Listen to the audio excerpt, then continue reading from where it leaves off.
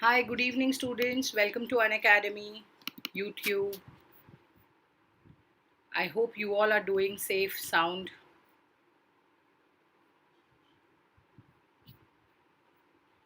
Uh, Today, I would be taking the session on social institutions, continuity, and change. Uh, Previously, we had discussed about the first two chapters, and I'm hoping this would be helpful and beneficial to you guys. So, let me also switch it on from my end and see how many of you have joined. Feel free to ask any questions. Hi, the top dish Nayak. Hi, beta. How are you? Welcome.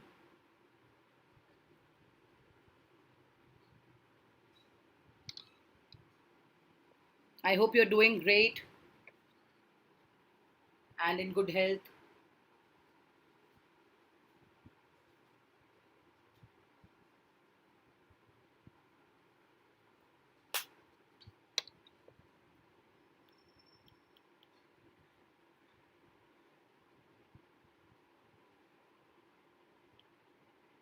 Fine, ma'am. That's lovely. Great, great. So, I will quickly give you a what do you call a glimpse of this session. Will of course focus more on uh, social institutions. Will be of course lot many changes, since the time we have evolved as human beings, right from the apes till the Britishers' rule of colonialism into picture. How everything is coming to focus, industrialization, modernization, everything. My name is Professor Urmi. I'm your plus educator for CBSE for 11th and 12th both, and this is a little about me. Also, if you haven't watched any of my sessions, I take up classes for psychology and for sociology, both for 11th and 12th on Plus Special and YouTube. You can probably get the previous chapters also, which are already done. They might be on YouTube. There are also few of them which I've done in the special classes. So go ahead and have a look at it. And if you have any questions and any doubts, please ask us. Uh, Quick review of the subscription features. As you are aware of learning life from the comfort of your home, of course, you're sitting at the back, uh, peacefully having your lunch, dinner, supper, breakfast, everything. Clear your doubts with the top educators, of course, on this platform. You have mentorship and guidance, and now you have also individual level mentorship on your iconic platform, which you have already had heard before this also. You will be given the proper study material. uh, we have daily practice sections, we have mock tests, we have tests, we have new live quiz sector which has come now section, and there are different sort of courses available with different lessons and different test numbers, which is very very useful for you guys. You can go ahead and have a look. As I told you, personal mentorship and guidance right now would be for the iconic subscription. In this, you will have a one-on-one, what do you call, personal mentorship and guidance from the top-notch educators from your concerns. This basically helps you to ace your examinations in a but better way if you're not comfortable with an entire group being there. So this is a 360-degree support system which an academy brings to you and gives you all the assistance which you need, along with the benefits of Plus. So basically, you can attend all the live classes from top educators on the Plus platform, mock test, quiz, structured batch courses in the line with exam syllabus. That is one of them. Uh, the Parent Connect.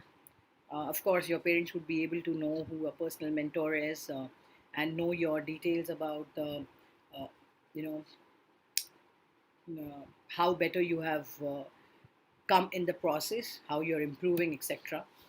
The 11th and science, commerce special batches and syllabus, right from the 11th May, which has started and commenced for economics, for accountancy, business studies, English.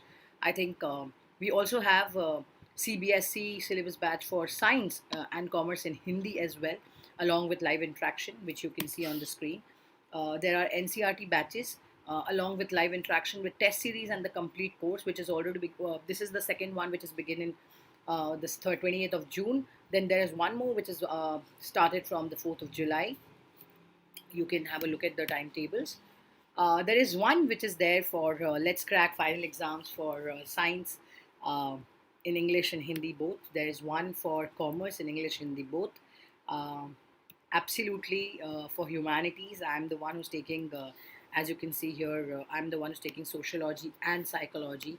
So, um, yes, you can find me here, and you can also find me for 11th and 12th both.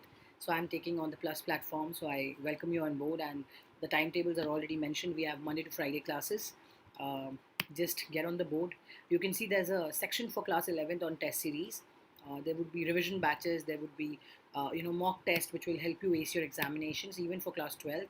Along with the same, we have a creative corner that's complementary with the CBSE, which is apparently the most phenomenal corner.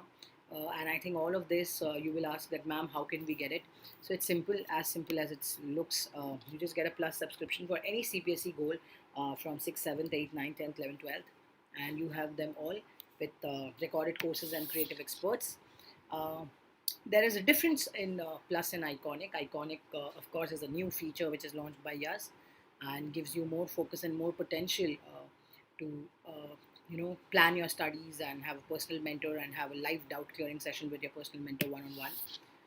For any of these, if you're interested in getting subscription, these are my codes right from fun 3, 6, 12, and 18 months to 24 months. You can use Urmi Live and you can straight away get a 10% discount. So you know how to write and where to write. So in this box, you put Urmi Live and you get a straight 10% discount. You know both my referral codes, so whichever you use, you can and get an avail of it same. You can use the code for the Iconic subscription plan also. Okay, so it's Urmi Live, and yeah, here we start. Uh, Social institutions, continuity and change. What is continuity? Okay, continuity. My dear friends, please remember, as I've always told you in humanities, it's all about the basics and it is all about the words and their terms. Even in class 11th, you have studied that how it is mostly about the terms and concepts of sociology, which are very important. Continuity is, continuity and change. See, again, what is change? Continuity and change is something which is constant, something which is always changing, something which is always shifting right from the beginning, along with the caste and the caste system from right from the base of the caste in the past. Okay, when I say caste in the past, we would be also studying about 17th, 18th, 19th, and the 20th century. We would be discussing several factors.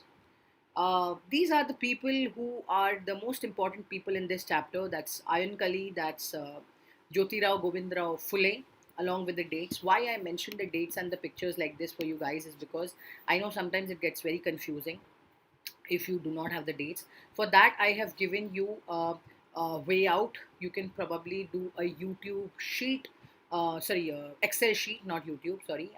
I have also made a video on the same and explained you on the special classes.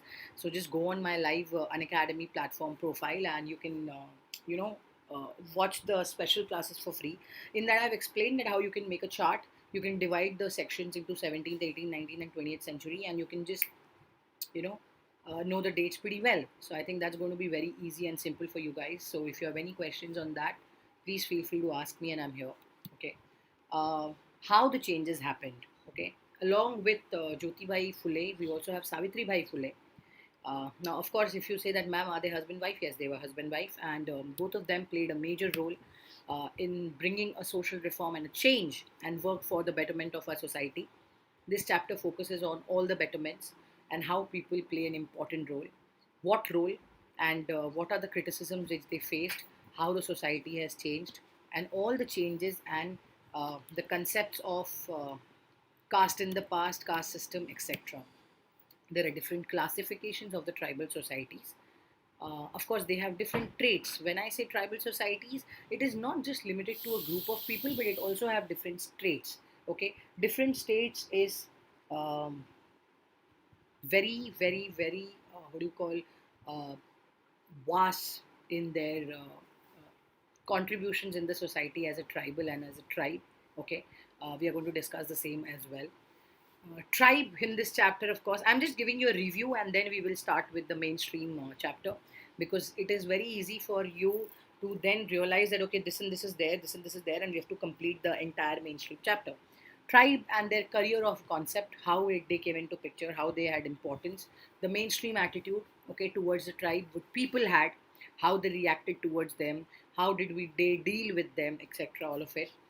What, how, and why. Okay, national development versus the tribal development. You have to understand there the entire concept of tribal development came into picture when we spoke about what, how, and why. Okay, which is very, very, very important.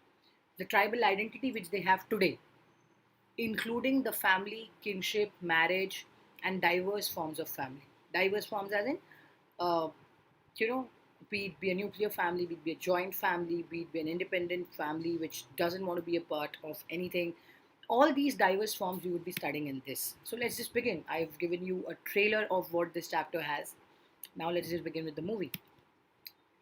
Like any Indian, you already know that caste is basically the name of an ancient institution, social institution, as I might frame it, which has been a part of our Indian history and culture for more than 20,000, or more than, not 20,000, more than several thousands of the years. Okay, it has played a major role in terms of explaining the difference of society in terms of two parts, which is supposed to be India's past. Okay, that how we have started with the discussing certain things about caste, the fraternity, the change in the past, and how we have lead to this in this section and this answer today.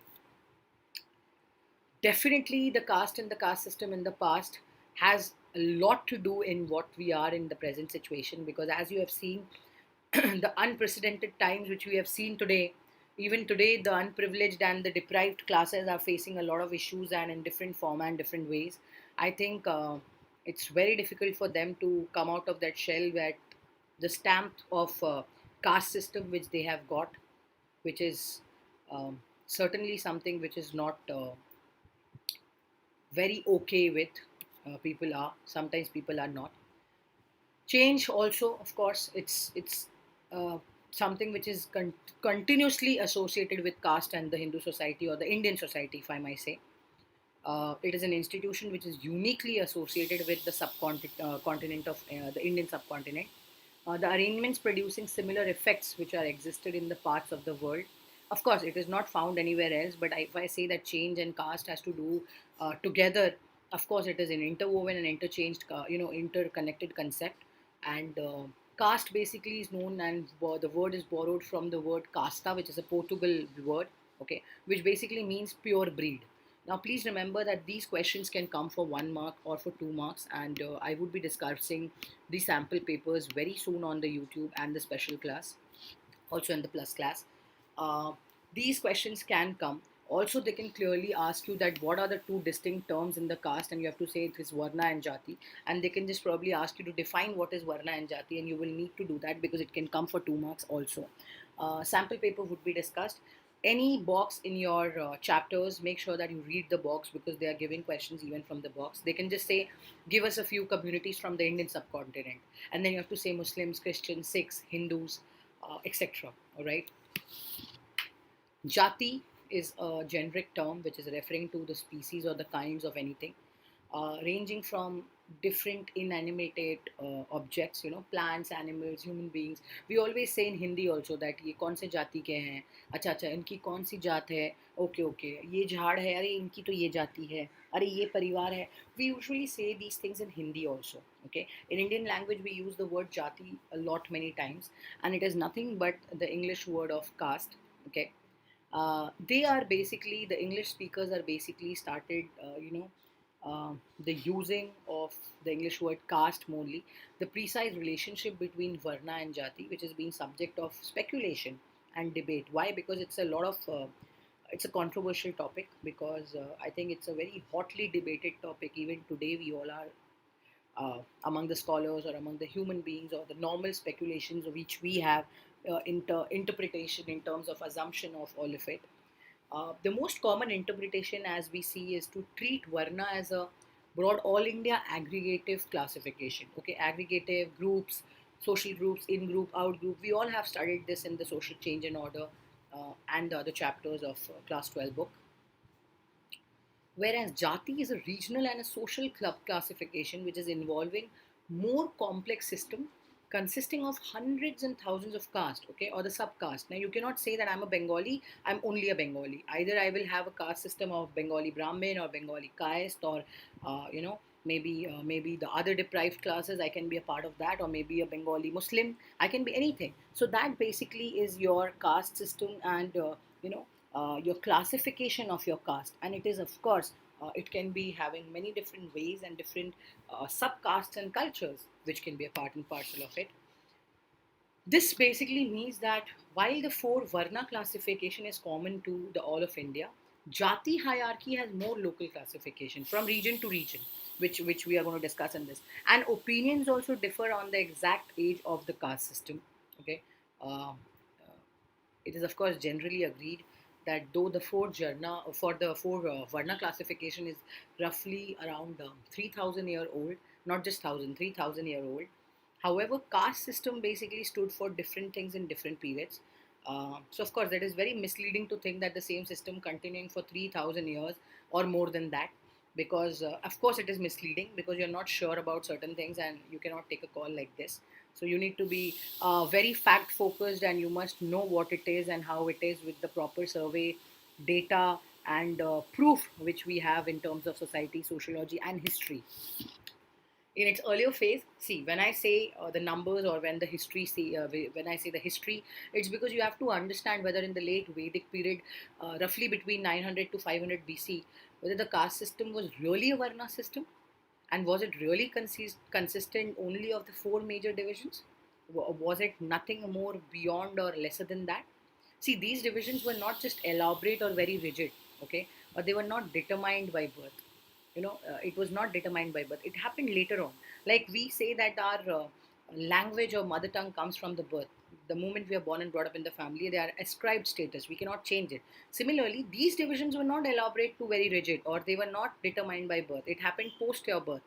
It happened by discussion, decisions of the other people, and movement across these categories have been not possible but very quite common. It is only post the Vedic period that caste became very rigid as an institution. And when I say very rigid, of course, it is familiar and well known definitions of caste, which has come from the Portugal word and which derived later on and had its own shaping later on. Okay, very most commonly cited defining features of caste. Of course, caste is never a matter of choice. You're born into it. I just gave you a highlight on the story that if I am a Bengali, it's because my parents are Bengali and I'm raised as a Bengali. If I'm a Maharashtrian, maybe I'm born and brought up in a, grown in a, or raised in a Maharashtrian family. Okay, so that is one thing which is very important for you to understand, that membership in a caste involves strict rules about marriage. Caste groups are endogamous. Okay, endogamous. Now, that basically endogamous comes to a term where marriage is restricted to the members of the group or the community. You cannot marry outside the group or the community. And third, which is most important, of course, the membership involves rules of food and food sharing also. It's like you are a Brahmin, you cannot have non-veg. It's like you are a Brahmin from different caste or subculture, then you can have non-veg. So even food is basically a part of it. Now, you can also discuss and decide that how they decide as far as their prescribed status, that who may share your food with or not. Now, there comes the entire concept of the deprived classes, where they were not even justified, or they are not even allowed to touch food or sit with you or eat food. Same which is there in terms of drinking waters, in terms of Dalits, SCs, STs, which we have discussed in the previous classes. I know it is very illogical sometimes that why this difference has been there, or why this casteism, or it is kind of very difficult to gulp this fact that what sort of differentiation we have come to, and why this caste membership and creedism is into picture. But it is there since so long now, almost more than thousands of years, that we can still see the cited examples. And yes, these are few of the features of the caste. Definitely, it involves a system which is consisting many castes, okay, in terms of hierarchy, ranks, and status. There comes your definition of social stratification.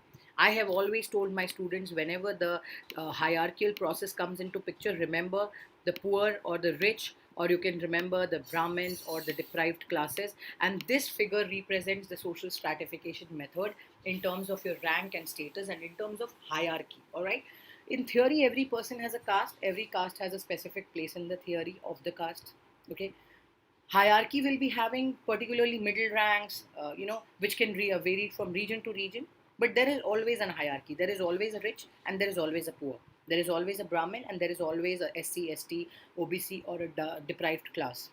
This is always going to be there in all your chapters in whichever you are going to come across in sociology. Okay, uh, caste also involves subdivision. Okay, it is not necessary that if you're a Marwadi then your caste is only a Marwadi. Maybe you will also have more subcaste in that. Okay, but caste almost always have subcaste. Sometimes subcaste may also have subcastes. So it's like a flow. Maybe this is the chart and you come down, these are your caste, these are your subcaste, and then your subcaste also can have few more down there, you know. So this is the way it plan and the pattern goes on. I have spoken about this and discussed this even in one of the special classes and plus classes. So if you have not attended it, please go on the profile and check all the free classes. Use the best out of it and make sure that you go through all the classes. Okay, if you have any questions, you can put across the comment section. If there is any specific chapter, if you would want me to take it, please mention on the comment section and we'll take care of it. All right, don't worry, feel free, ask your questions. I know humanities is new and the concept is kind of tricky and different, but it's very easy. Please remember, just the basics are important. Examples will come like this. So this entire concept basically is also referred to as segmentation organization. Why? Because it's coming from the flow. It's like a company has a CEO, they have a manager, then they have a team leader, then they have employees under them, then they have staff. It's like a college. You have a principal, then HOD, then HOD can under you have professors, then you have associate, then your assistant, then you have lecturers, then you have the staff. Segmental organization is a flow. Okay. See, castes were very traditionally linked to occupations. Okay, right from the beginning, they said that if the person is from a higher caste, their occupation has to be very hereditary and will have to be passed from generation to generation. So that wouldn't possible, right? On the other hand, a particular occupation could be only pursued by the caste associated with the members of the caste, and probably they cannot enter the occupation. So these features, which are the prescribed rules, okay, which are basically found in the ancient scriptural text, what do you call scriptural texts. I know sometimes it is very crazy, or go through the empirical data or the reality of caste or its concrete meaning in how the people were living at that time on the basis of the caste stratification and differentiation.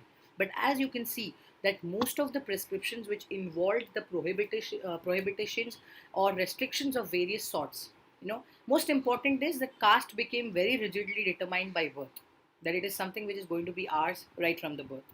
But it was in principle impossible for a person to ever change their life circumstances, whether they deserved it or not. An upper caste person would always have an higher status, while a lower person will always have a low status. Of course, that can be, it can come up to different circumstances or situations. It is not going to be the same forever. And how the changes happen theoretically, of course, it was a combination of set of principles based on separation and differences, and the other was into holism and hierarchy. you know Now that you have to understand that what they're trying to mean here. Okay, societal whole system or hierarchical rather than the egalitarian system. uh, each individual caste occupies just a distinct place, and also an ordered rank. They come with an ordered rank also, like I told you in the stratification. Particular position is like a ladder of arrangement going from the highest to the lowest and lowest to the highest. This you have to make sure. Then came the entire facet of colonialism and caste. Boss, this was the era which changed maximum things in minimum time limit and possible way, in a complete switch, if I may say. How? See, it was compared to the ancient past. We know a lot about caste in the recent history. But when the colonial period came, roughly roughly around 150 years back, from 1800 to 1947, please remember the centuries because these are very important. And post the independence or post the colonial period, around the 6 decades from 1947, from here to the present day, okay, the form of caste in the present day as a social institution has been shaped very strongly by both the colonial period also, as well as the changes which we have come across in independent India. And that is what the entire chapter is about: continuity and change. Social institutions, continuity and change. This is the crux of the entire unit. Scholars have very well agreed that how social institutions, and specifically the institution of caste, how they underwent the changes during this period of colonialism. In fact, if you ask me, of course, if you know that in today, caste is more of a product of colonialism than of the ancient tradition. And the efforts of bringing the reports of the customs and manners over tribes or caste all over the country, even British administrative, if you understand, they were also immature ethnologists, and they took great interest in pursuing survey and studies about it to know more about it. So for the surveys and the studies, they had empirical data, they have. But before any of these interventions or identities, it was more about being fluid or less rigid. But once they began to do this, the interventions and all of it, I think government had their legal, what do you call, recognition, and they suffered a lot of discrimination, and they were also known as the untouchable caste, or they also were known as the scheduled caste. Okay, later on there was a huge paradoxical debate and difference of opinion when we spoke about these terms. Of course, you would be studying more about it. So hence, what was the conclusion from colonialism? That it brought about a lot of major changes in institution of caste. um, Perhaps it is very accurate, even if I feel that what did the social institutions do in terms of social continuity and change. So it was not just in India, but the whole world was basically going through a rapid change, right from the colonialism and the practice of reaching to a period of capitalism and modernity started in coming focus.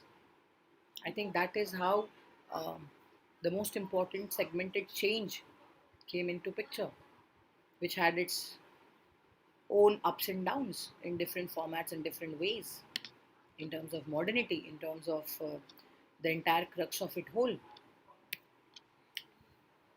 Caste in the past, of course, as I told you, the depressed classes, how the dominant nationalist movement took place.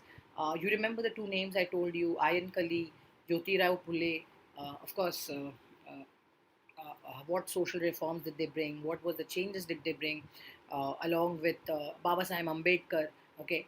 Uh, Anti-touchability programs came into picture. There were different horizons, different agreements, okay. Of course, they wanted to abolish the system. Few didn't want to happen, didn't want it to happen. There were definitely caste restrictions. There were different time restrictions. They were, upper caste and their own interest, and all of it tried to be changed. Um, Sania is here. Hi Sania. Ma'am मैं अभी class 12th में हूँ, क्या मैं अभी से UPSC के लिए प्रिपेयर स्टार्ट कर सकती हूँ? एब्सोल्युटली सानिया, बिकॉज यूपीएससी की प्रिपरेशन तो बेटा 9th 10th 11th 12th 4 साल की बुक्स में ही होती है. And specifically C B S E N C R T books, sociology, economics, everything, geography. So if you are in 12th, I think this is the right time. और अगर आप humanity student हो तो फिर और अच्छी बात है. अगर आप ह्यूमैनिटी स्टूडेंट नहीं हो तो you have all the videos available and you have all the chapters. So I think you have to understand सारे सारे कॉन्सेप्ट्स. अगर आप एक बार कंसेप्ट समझ जाओगे तो आपके लिए बहुत ईजी हो जाएगा. एंड आई थिंक येस, आप अभी से अपने यूपीएससी टारगेट पे फोकस कर सकते हो. This is the right time.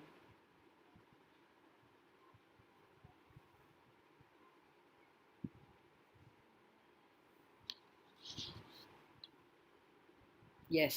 Any other questions, beta?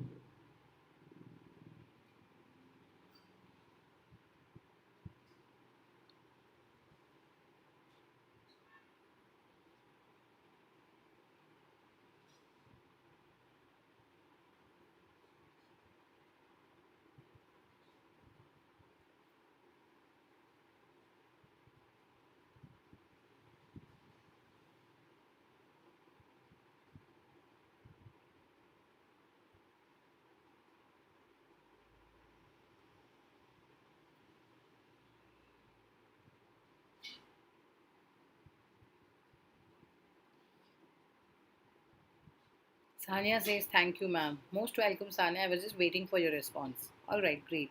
If you have anything else, you can ask me, and I'm here to help you. No problems. All right, beta. God bless you, and I'm sure that you will crack your UPSC. Have faith. Just make sure that you're very well sure about the concepts, because at the end of the day, UPSC also you can crack it very well if your history, geography, sociology, these are very important subjects. Okay, and as you can see that not just 11, 12 students, but definitely the students of UPSC board also, they come and attend the classes, especially the special ones or the YouTube ones, because all these things are going to be there in your syllabus, and the concepts need to be clear. Yeah. So yeah, moving ahead, till the time where we stopped. The dominant view in the entire nationalist movement, okay, the nationalist movement basically, uh, how was to treat the caste as a social evil, you know, and the entire colonial practice came into picture. Ma'am, I have taken humanities. That's very nice. That's superb. Then, though, you will have no issues because humanities is the base, and UPSC students who are from the humanities background really is they face it a little easy because they already have it. So I think that's a good thing, Sanya. Great.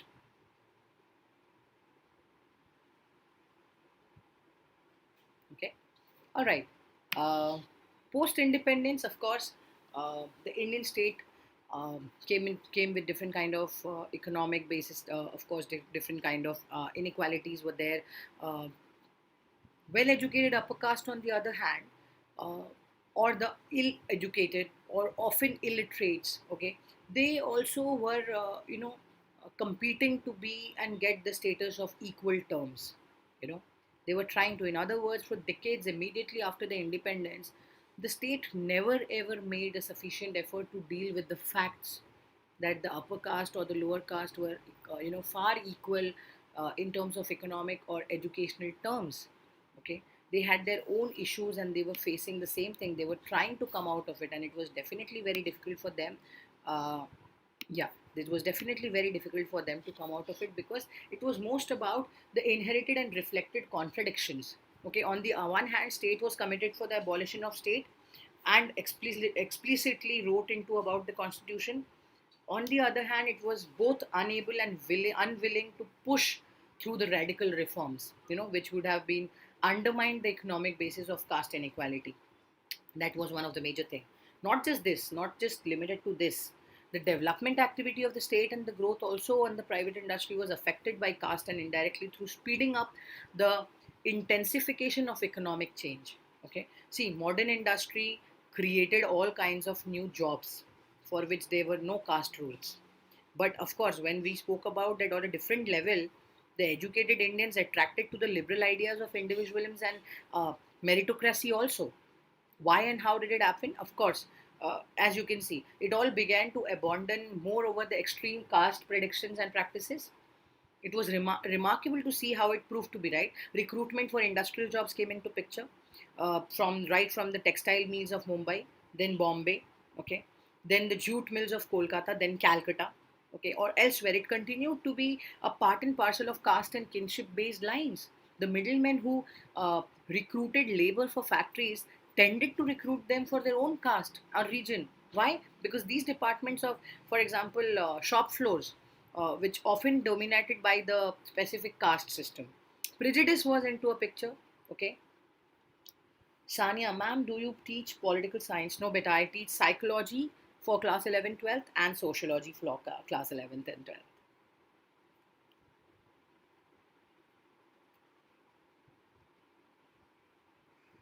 Thank you for asking. Yeah. So this is one thing. Prejudice against the untouchables came into picture. Uh, they remained quite strong and they were not absent from the city, though as extreme it could be in a village.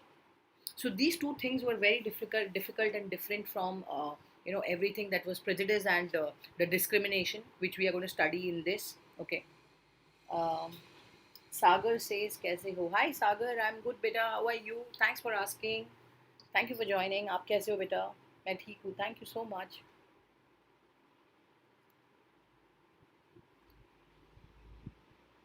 Thank you, Sagar. Thank you so much. God bless you, beta. Prejudice also. Of course, as I told you, it was about the caste and the kinship. Okay, it mostly focused on the caste and kinship lines, and had a major role. Modern industry created all kinds of new jobs, and believe me, for which there were no caste rules. But urbanization and the conditions of collective living in the societies, it absolutely made it very difficult for the caste segregated patterns or interaction to survive. And at a very different level, modern educated Indians attracted the liberal ideas, and in different ways. Okay, not surprisingly at all, because see, for example, the intercaste marriages with the upper caste, for example, the Banyas, Brahmins, Rajput, they be may or more likely that now than before. Marriages were between an upper caste and backward or scheduled caste person remain very rare even today. Things are changing definitely. Even now, cross-cultural marriages were between Hindu and Muslims. I think it's phenomenally, absolutely superb that people are accepting this kind of marriages. But even today, there are people who are not willing to give their wishes, in terms of a cross-cultural marriage, or in terms of a marriage which is endogamous, or which is outside their caste or outside their jati. Okay, this is one thing.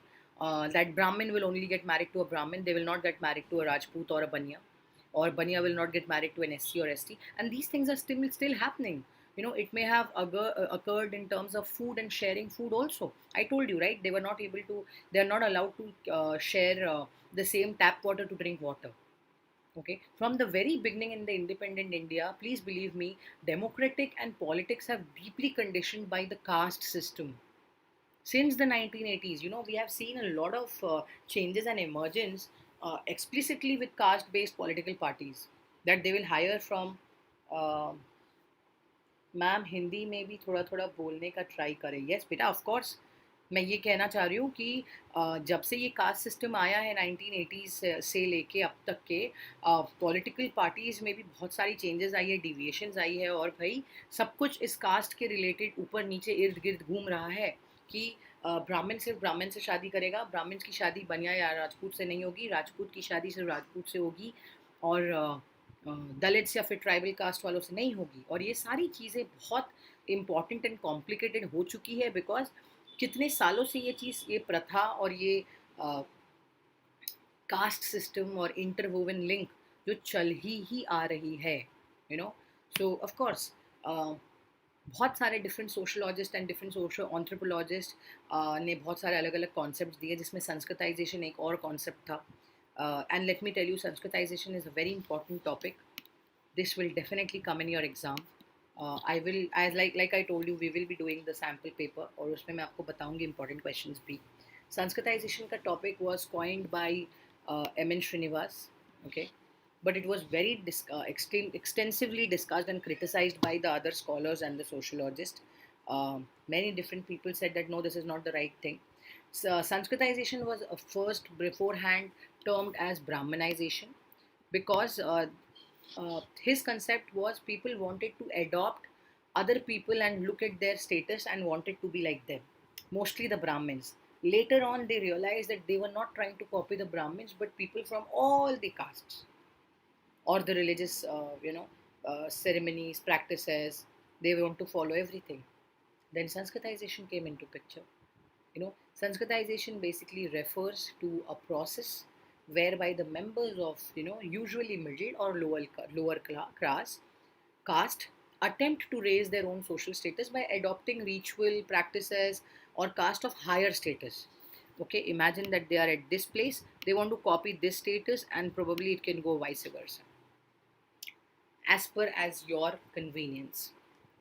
The most important feature which Sanskritization saw was usually what it accompanied to follow a rise in the economic status of the caste, which was attempting it.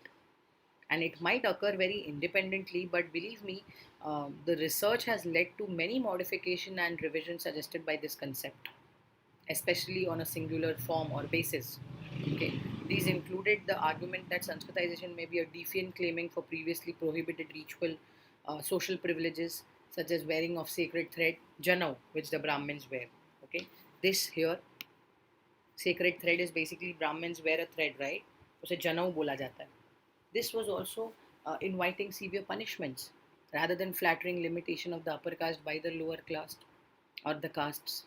You know, of course, this is one debatable topic, and I leave it up to you to think that was it really worth the pattern of annihilation in terms of adopting vegetarianism or wearing the sacred thread or performance of any specific prayer or ceremonies which are still very much part and parcel of 2020 and this generation too.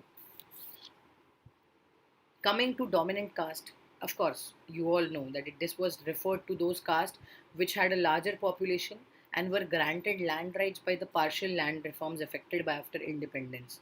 Only uh, if you have a great hierarchical position, then you have these rights, and these now came to be vested in the next layer of the claimants. In terms of ki, uh, if you have the right, then the upper caste, who were the absentee landlords, they frequently did not live in the village, but they were based in out of towns and cities, mostly urbans, not rural. Any questions still here? I will just have a look at your comment section.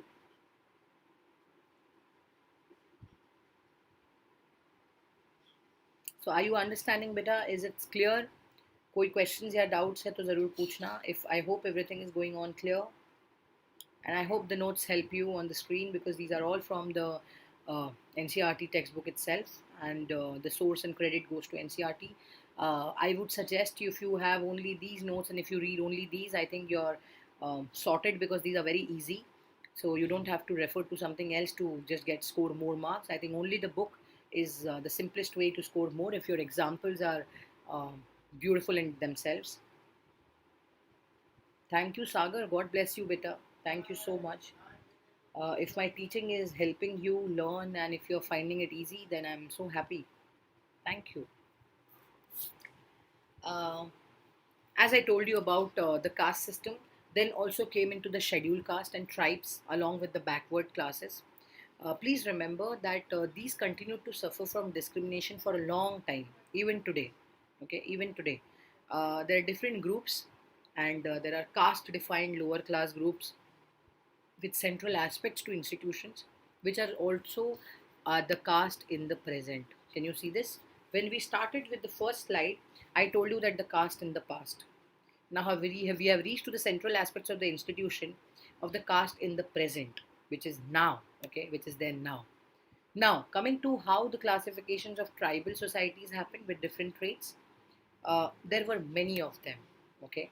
Uh, M.N. Srinivas, he was also known as Mysore uh, Naramsi Hachar Srinivas, was basically the most foremost India's sociologist and anthropologist. Uh, he is known for his works for the caste system, mostly Sanskritization and the dominant caste. Please remember, you might just get a 1 mark question on this, or they might just tell you what is the full form of M.N. Srinivas, and you must know about it, okay? He had written his book on the Remembered Village, which is the well known village studies in social anthropologies. Post the caste system, there came the change and phenomena of tribal communities. Okay, tribal communities, of course, today tribe is a modern term for the communities that is very old or being the oldest inhabitants of the subcontinent. Okay, there was a time and there still is a time that they did not even have their own space or state or political form of any kinds. They were not given the rights of even walking on the road, or their kids were not allowed to go in a school. This term basically came into picture, which was introduced in the colonial era.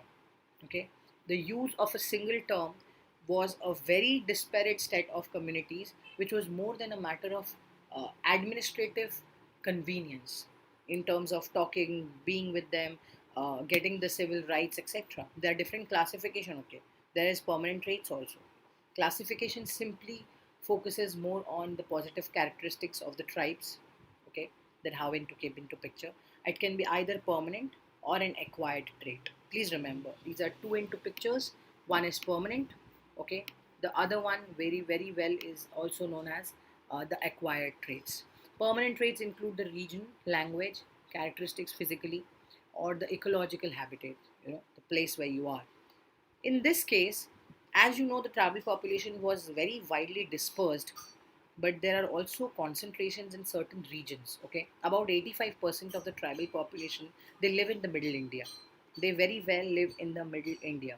Okay, uh, but the rest of the country, however, the population was very small. Okay, being less than 12% in all states except Odisha or MP. Okay, ecological habitats, they covered the hill, forest, rural plains, urban industrial areas, and all of it. You know, and all of it. Yeah.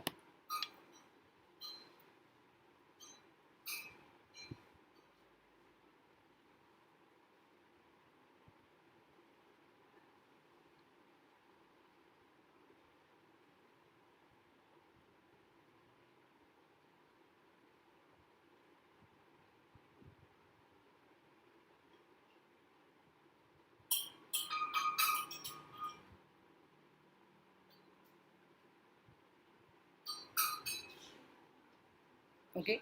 Um, in the rest of the country, as I told you, the tribal population was very, very small and less than. Uh, क्या हुआ ma'am? No, I was just trying to see Sagar if there are any comments from you guys.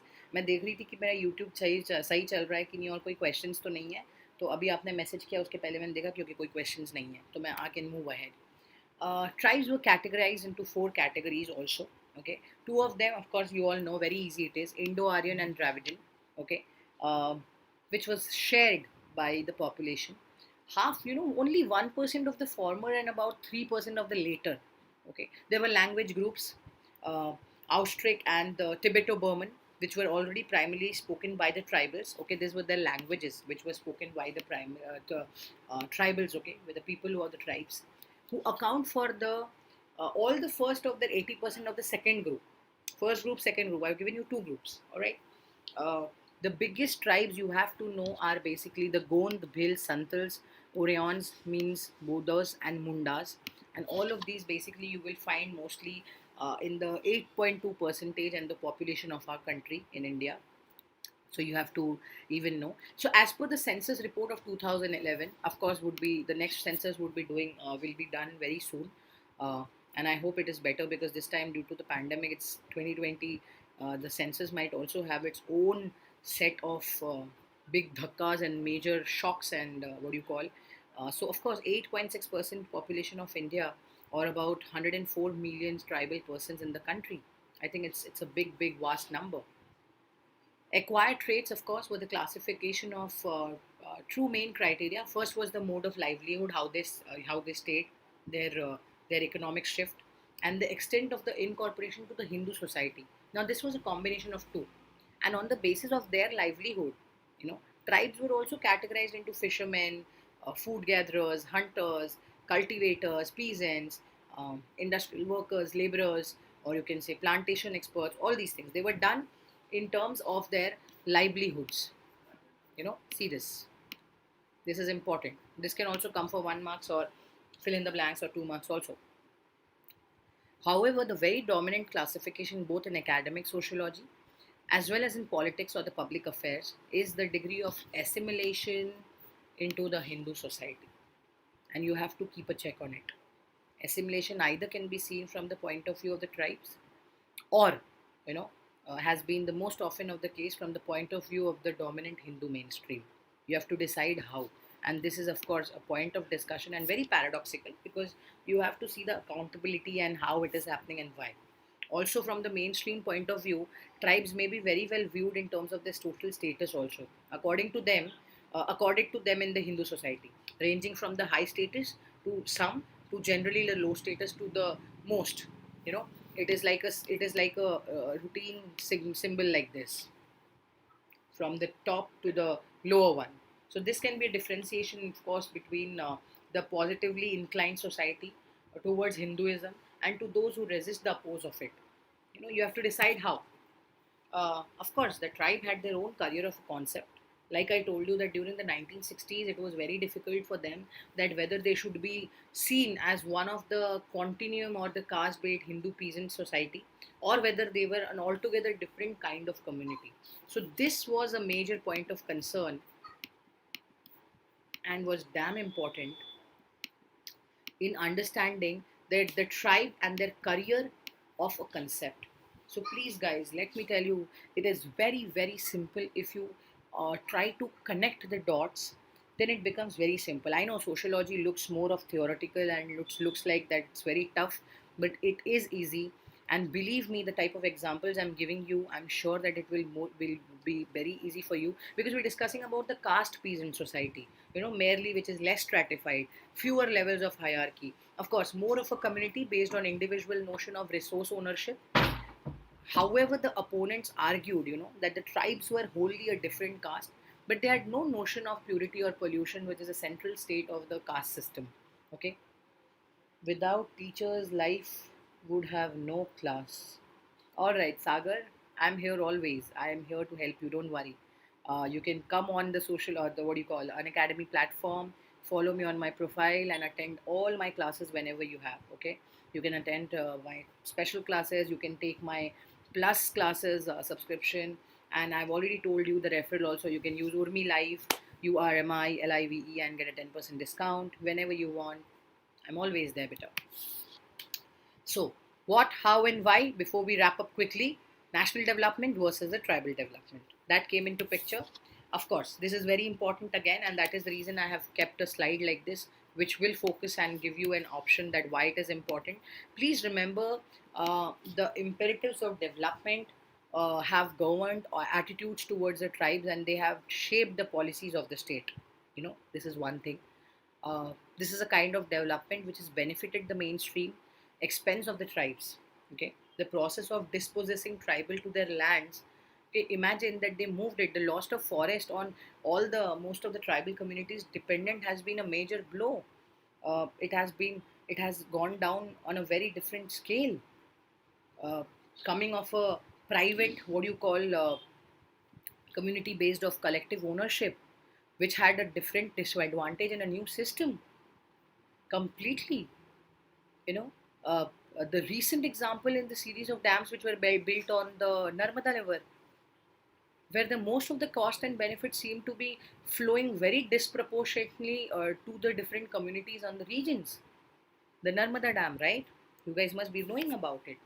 And many tribal concentration regions and states have been experiencing the problem heavy in migration of the non-tribals response to the pressure of development when it is going up and down uh, location, etc.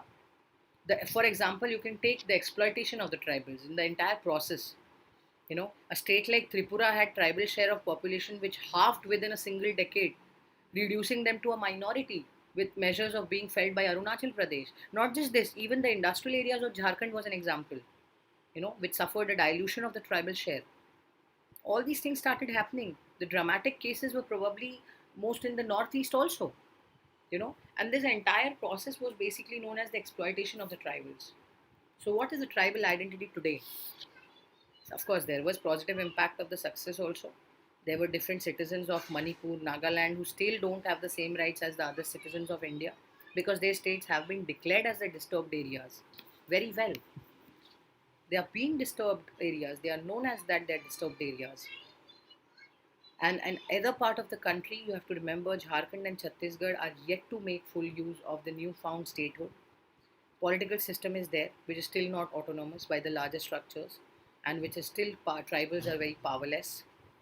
Okay, so there have been positive impacts of the successes also, but these kind of achievement of the statehoods were pretty less in the figures, and it came down slowly. तो आप मुझे live classes में support करना. Okay सागर, done बेटा. And yes, the most significant development in the gradual emergence was the family and the kinship that came into picture in the lands or relating to the matter of socio-economic and cultural identity. Please remember, we all are born into a family. Okay, we all have families. Most of us spend years with them. Sometimes we are very feeling strongly about our family. Sometimes we feel good about our parents, grandparents, uncle, aunts, relatives, everyone. Sometimes we don't. So on one hand, we sent or resent their interference, and family is basically this the entire mode of what do you call belongingness. It is more about uh, being happy or space of warmth and care. and sometimes also be a major angle and aspect of conflict, injustice, and violence. Sometimes you're screaming, shouting, beating, and etc. Female infanticide, okay, violent conflicts between brothers over property, ugly legal disputes. Of course, money and property can be one of the most important reasons here of the disputes. There can be different compassion, sacrifices, and care, which has also happened. There are different stories with this. Please remember, the family is the most integral part of our life. Okay. Now there can be different ways and structures that the family can be studied as an institution. Of course, there can be male-headed families or female-headed. There can be different migration from the men on the villages, and they can move it to urban cities for their work. The composition of family and its structure can very well change. I kept on telling you, the family is a very private sphere. You have to know how, why, and what not. It can include economical, political, cultural, educational, and all these segments and sectors very well. Sometimes these definitely change occur accidentally, and for example, as a war takes place, people migrate in terms of work, right? They cannot just stay at the same place without there is no work. Okay. Ma'am, sorry for disturbing you. Please tell me, what should I do for UPSC preparation for now? Beta, I think you have to start from the class 9, 10th, 11, 12, the chapters from economics and all the subjects, including sociology. And you should start note downing the years, because maximum many subjects have the same years and the centuries. Like history and sociology are same, so most of them are same there. So whenever you're preparing, um, ma'am kidney दे दे. No no Anshul, कोई ज़रूरत नहीं है बेटा. Kidney देने की ज़रूरत नहीं है. It is just a class बेटा. And I'm glad that you guys are um, here. Preparation for now, you just have to start with the basic concepts beta. I think one by one step at a time, Sanya. Don't overstress yourself, because on the onset, on a long run, you still have time. तो basic start कर दो और chapter wise पढ़ो. जितना पढ़ रहे हो, ऐसा नहीं कि 10 के 10 चैप्टर आपको इसी महीने कंप्लीट करने हैं. 10 में से even if you are doing 3 of them, make sure कि those 3 are very well prepared and well versed with. Okay, that's all. So yeah, family will have nuclear and extended families. There are diverse family forms which I have shown and which we have read about in different societies. Now you have to discuss that how there is no historical or anthropological evidence of matriarchy or patriarchy. Now matriarchy and patriarchy, of course, matriarchy is more the mother side, patriarchy is for the father side. But please remember that this is basically inherited in terms of difference in families, and it is not the same for all. Okay. There are different forms of family. Like I told you, patriarchal will be a power of authority for the males who makes it different decisions. Matriarchal again goes to the females of the house, which is again an important phase in chapter, or what do you call the part of this chapter. There are different contradictions of the matrilineal systems. I've just given a few of them. Of course, woman inherits the property from her mother, passes it to her daughter, while a man controls my sister's property, passes control to sister's son. Bua, uncle, nephew, all of it is a part and parcel of the diverse forms of the family. And yeah, so with this, we wrap up this chapter, and we've covered almost all the segments. And thank you so much. Um, Please tell me if you have any questions, and if I can answer any of these, I will be very happy to help. And I would be seeing you soon for the next chapter. So you can tell me. Thanks, Sagar. Take care, beta. Bye. And let me know in the comment section how was the class, and did you like it, and did it help you? And also let me know whenever you want to have a new chapter, and which chapter would you want me to take, so we can do that chapter also. And I'm sure that your exams have gone pretty well. And I'm wishing you all the very best for the coming exams. And I'm sure that you guys will ace your examinations. I'm always here to help you guys. Don't worry, stay safe, take care of yourself, and have a great, great time. Thank you so much. Thank you. Thank you so much. Take care, beta. Bye bye, guys.